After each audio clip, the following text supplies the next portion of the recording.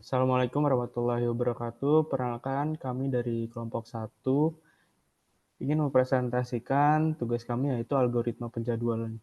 Sebelum lanjut ke penjelasan, mari kita perkenalkan diri dulu. Sebelumnya, nama saya Muhammad Sultan Zahran dengan NPM akhir 274.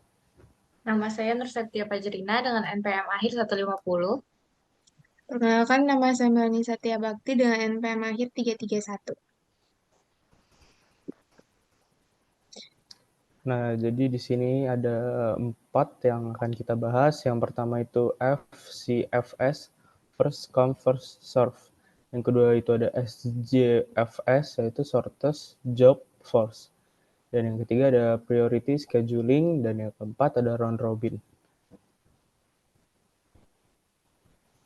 Nah, yang pertama ini ada VGFS, yaitu bisa disingkat dengan First Come, First Serve, adalah penjadwalan tanpa prioritas, tanpa preemsi, proses yang tiba lebih dahulu akan dilayani. Jika tiba pada waktu yang bersamaan, akan dilayani sesuai dengan urutan pada antrian. Next. Nah, di sini ada contohnya kita punya 4 proses. Yang pertama itu nama prosesnya A, yang kedua nama proses B, yang ketiga nama proses J, dan yang keempat nama proses D. Nah, dari proses A itu ada namanya saat tiba, eh, ditandai dengan angka 0 dengan nama proses 4. Nah, karena ini merupakan proses awal, jadi saat mulainya ini mengikuti saat tiba, di mana angka saat mulai mengikuti angka saat tiba yaitu 0, begitupun dengan waktu selesainya mengikuti lama proses. Nah, rumus lama tanggap ini diisi dengan waktu selesai dikurangi saat tiba. Di sini waktu selesainya 4, terus saat tibanya 0, sehingga hasil lama tanggapnya 4. Selanjutnya, untuk nama proses B, itu ditandai dengan angka 1, lalu lama prosesnya angka 7. Saat mulainya terjadi pergeseran dari waktu selesai nama proses pertama bergeser di saat mulai proses B. Sehingga waktu selesai di proses B merupakan hasil penjumlahan dari saat mulai dengan lama proses, yaitu 11. Dan rumus lama tanggap sama dengan rumus proses A tadi, waktu selesai dikurangi saat tiba, di mana waktu selesai angka 11 dan saat tiba angka 1, sehingga memperoleh hasil lama tanggap yaitu 10. Begitupun dengan proses C dan D, sehingga diperoleh hasil untuk jumlah lama tanggap sebesar 40. Dan rumus rata ini didapat dari hasil penjumlahan dibagi dengan banyaknya proses. Karena di sini hasil penjumlahannya 40 dan nama prosesnya itu ada 4, sehingga rumusnya 40 dibagi 4 memperoleh hasil rata 10. Nah, di sini ada Gantt chart-nya, yaitu A dimulai dari 0 sampai 4, sesuai dengan banyaknya lama tanggap. Terus B dari angka 5 sampai 11, lalu C dari angka 12 sampai 14, dan terakhir D dari angka 15 sampai 22. Next. Yang kedua ada Shortest Job First, yaitu SJF, adalah metode penjadwalan yang memiliki estimasi waktu eksekusi yang paling pendek. Yang paling pendek akan diprioritaskan untuk dieksekusi terlebih dahulu. Algoritma ini mengurutkan dan mengeksekusi tugas berdasarkan durasi pengerjaan yang paling singkat, sehingga meminimalkan waktu tunggu dan waktu penyelesaian total proses dalam sistem. SJF dapat diterapkan dalam dua bentuk, yaitu non-preemptive tanpa interupsi dan preemptive dengan interupsi, tergantung pada apakah proses dapat diinterupsi saat sedang dieksekusi atau tidak. Nah, selanjutnya, ini adalah contoh algoritma penjadwalan SJF. Nama prosesnya ada A, B, C, D, dan pada proses A saat tibanya 0 dan lama prosesnya 4. Pada proses B, lama prosesnya saat tibanya 2, lama prosesnya 3. Pada proses C, saat tibanya 6 dan lama prosesnya 6. Saat tiba D, eh, pada saat proses D, saat tibanya 8, lama prosesnya 5. Jadi yang pertama-tama kita hitung dulu perjumlahan dari lama proses ini. Dan ini totalnya ada 18. Setelah itu kita bikin tabel Gantt chart-nya 18. Nah, setelah itu dengan menghitung saat mulainya, karena saat tibanya 0, terus kita hitung sampai lama prosesnya itu 4, jadi 0, 1, 2, 3, 4. Dan waktu selesainya itu 4. Nah, cara menghitung lama tanggapnya itu waktu selesai dikurang saat tiba. Jadi 4 dikurang 0 sama dengan 4. Selanjutnya itu proses B. Proses selanjutnya itu eh, proses B karena kita melihat dari lama proses yang dari yang paling kecil dan yang paling kecil itu adalah B. Jadi kita menghitung yang proses B. Nah, yang proses B ini saat tibanya tuh 2 dan lama prosesnya tuh 3. Dan dilanjutkan dari proses A tadi. eh, sa- jadi saat mulainya itu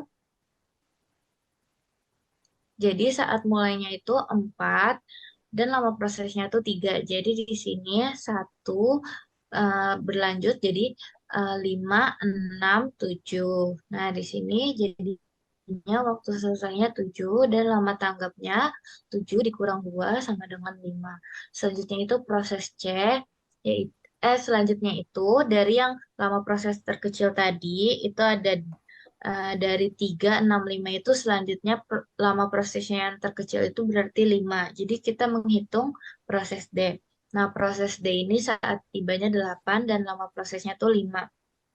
Jadi kita saat mulainya itu menghitung dari sebelum yang B tadi. Yang B tadi saat waktu selesainya 7 dan yang D ini saat mulainya 7. 7. Jadi karena lama prosesnya 5, jadi kita hitung 1, 2, 3, 4, 5. Nah, ini waktu selesainya adalah 12. Jadi lama tanggapnya adalah 12 dikurang 8 sama dengan 4. Nah, terakhir kita hitung proses C yang saat tibanya 6 dan lama prosesnya 6. Saat mulainya ini kita mulai dari akhir yang D tadi yaitu 12. Nah, setelah itu kita hitung dengan tabel sesuai lama prosesnya itu 6. 1, 2, 3, 4, 5, 6. Nah, selanjutnya berarti waktu selesainya itu 18. Untuk lama tanggapnya 18 dikurang 6 sama dengan 12. Setelah itu kita jumlahkan lama tanggapnya, totalnya 25 dan kita hitung rata-ratanya 25 dibagi 4 sama dengan 6,25. Sudah.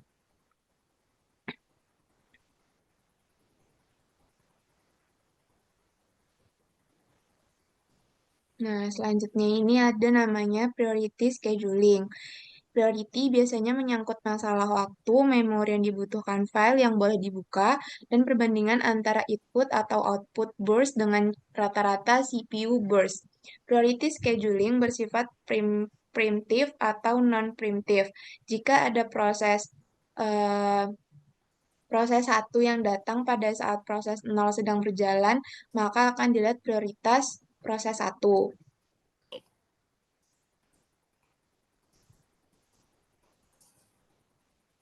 Nah, seandainya prioritas proses 1 lebih besar dibanding dengan prioritas proses 0, maka preemptive algoritma tetap akan menyelesaikan proses 0 sampai habis CPU burst-nya dan meletakkan proses pertama pada posisi HQU. Sedangkan pada preemptive, proses 0 akan dihentikan dulu dan CPU ganti dialokasikan untuk proses pertama. Next. Nah,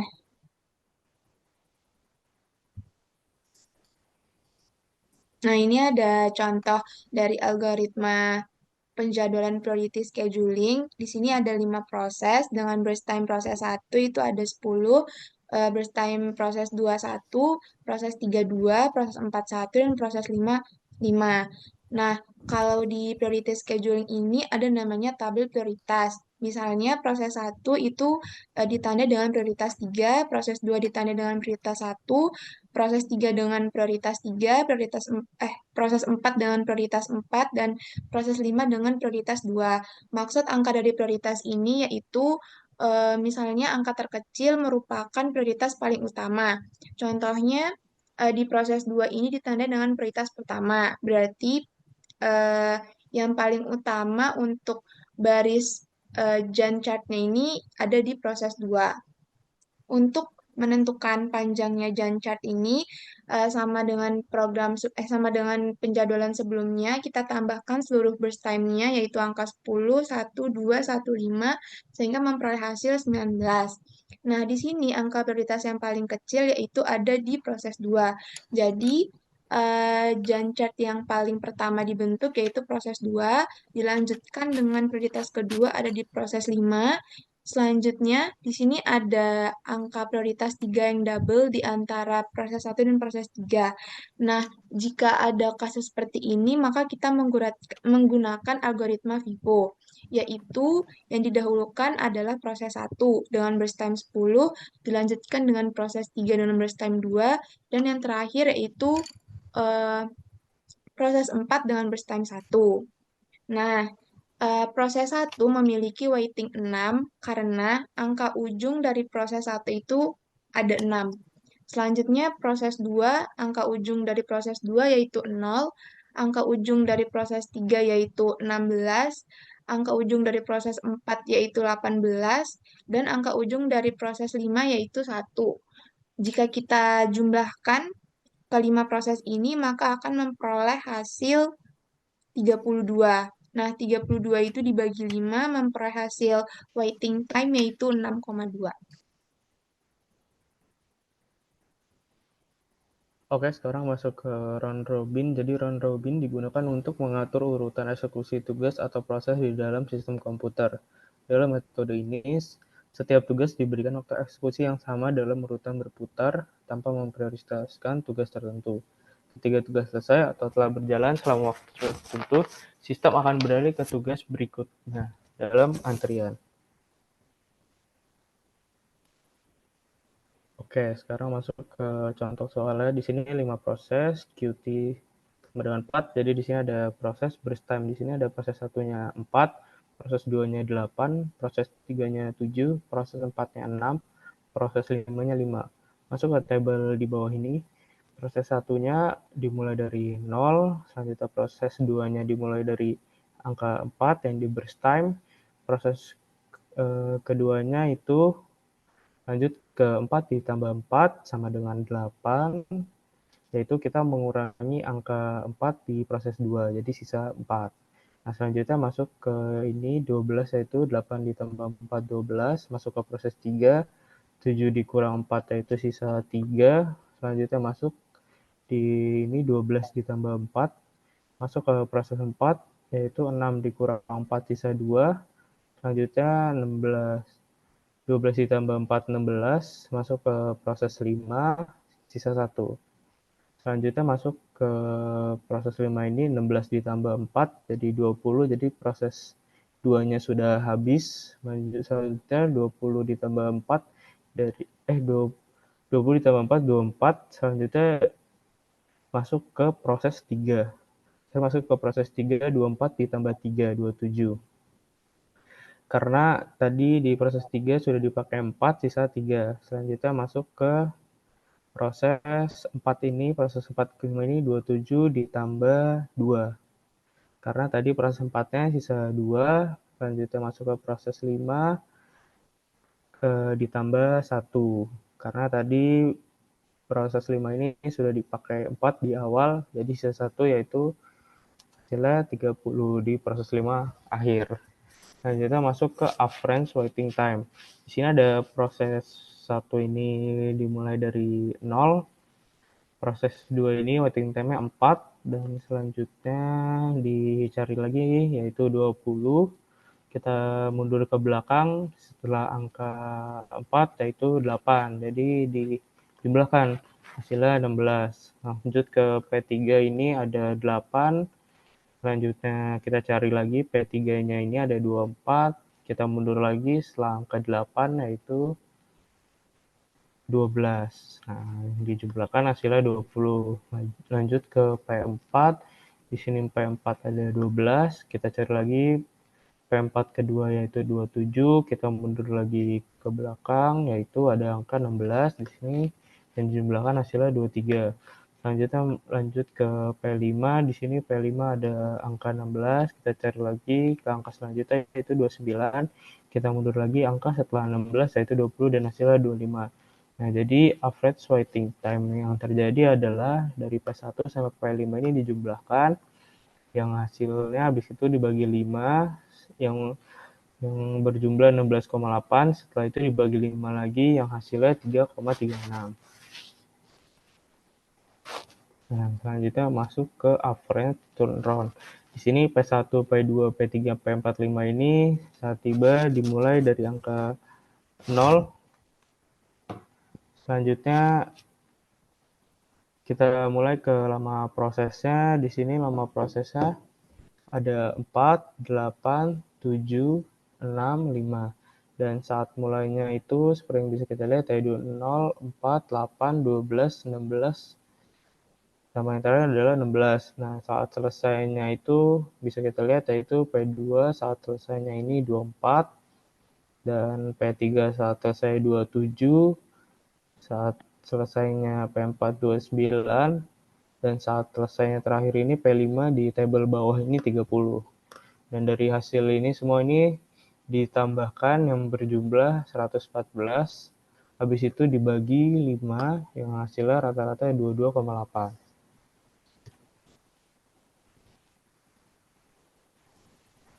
Mungkin itu saja yang bisa kita sampaikan. Kurang lebihnya mohon maaf. Wabillahi taufiq wal hidayah. Wassalamualaikum warahmatullahi wabarakatuh. Waalaikumsalam warahmatullahi wabarakatuh. Waalaikumsalam warahmatullahi wabarakatuh.